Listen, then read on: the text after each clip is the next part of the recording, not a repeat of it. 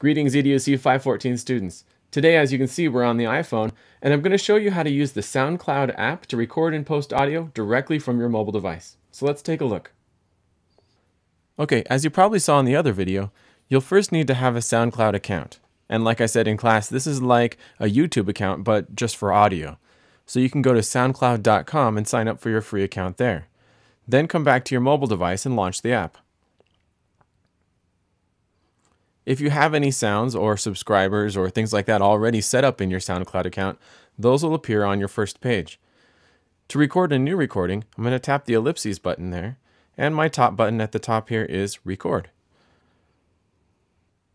Okay, for some reason as soon as I hit record it shuts off my AirPlay, but what I can see on my screen right now, and I'll take a screenshot of this and show you, is just a big orange record button. And I can see that it's accessing my microphone already because it's showing me a little waveform. So I'll tap record, and now it's recording my voice. So just using the microphone built into the phone, I could do, like I said before, we could record a class discussion, or I could just record some notes. Here's what we talked about today, or hey kids, this is Mr. McKean.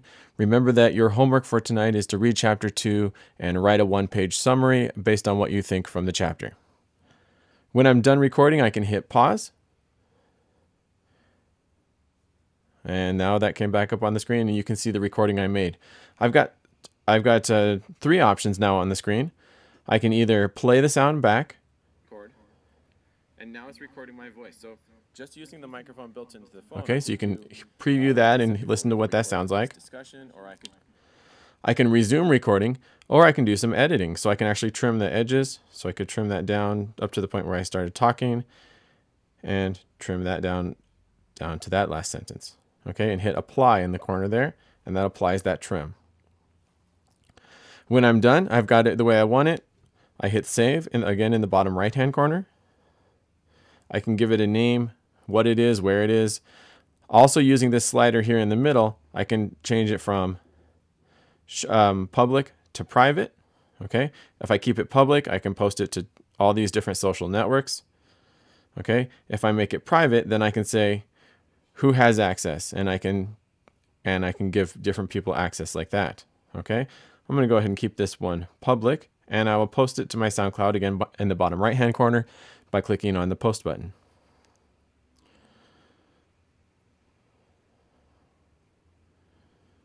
Okay, that's uploaded. Because I didn't give it a name, it just called it Sounds from Tuesday Afternoon, which is fine.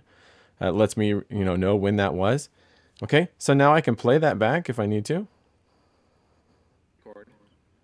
And now it's recording my voice. So just using the microphone built into the, which is cool. If I click on the button in the upper right hand corner where it has the screen going with the arrow going out, that's usually like an action button. And this is where I can post it to, again, different social networks. Or I can tap the email, the little mail envelope there, which will open up an email with a link, which is pretty cool. And you can just put in my email address if you're sending me a comment, or whoever it is you're sending the comment to, and you could send it straight from the app. So that's how quick and easy it is to record from the SoundCloud app on your mobile device. Now let's jump over to the web interface and see your files there. And you can see that my new sound is there, Sounds from Tuesday Afternoon. I could play it here if I needed to. And now it's recording my voice. So just using the microphone built in. Okay. And then again here I can share it out. It gives me a nice link if I want to take that link and paste it into an email or something else, post that to your website, things like that. You can also, if you're putting this to your website, get an iframe code to embed that into your site. And different things. So right here, there's a lot of options. And then, of course, you can also download that file. So if you want to have it as an MP3 file, and if you want to delete that file, you can delete it from the web interface as well.